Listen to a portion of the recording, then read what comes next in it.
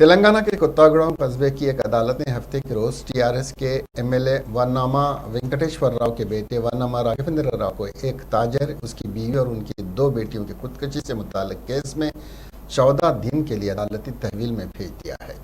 Police ने मुलजिम को जुमा की रात गिरफ्तार किया और उसे मजिस्ट्रेट के सामने पेश किया, जहां से उसे अदालती तहवील में दे दिया गया।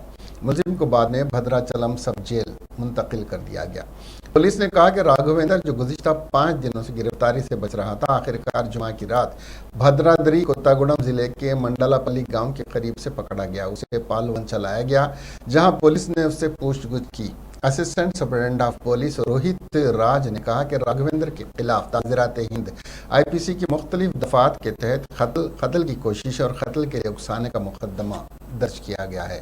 पुलिस ने राघवेंद्र के ड्राइवर गिरीश और एक माविन मुरली को भी गिरफ्तार कर लिया। उनके साथ 2 दीगर श्रीनिवास और रमाकांत पर 3 जनवरी के वाक़े के बाद फरार होने में मुलजिमान की मदद करने के इल्ज़ाम में मुकदमा दर्ज किया गया है।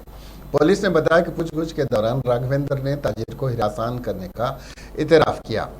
ASP ने कहा कि उनसे राघवेंद्र से माजी में उसके खिलाफ दर्ज 12 दीगर मुकदमात के हवाले से पूछताछ की गई।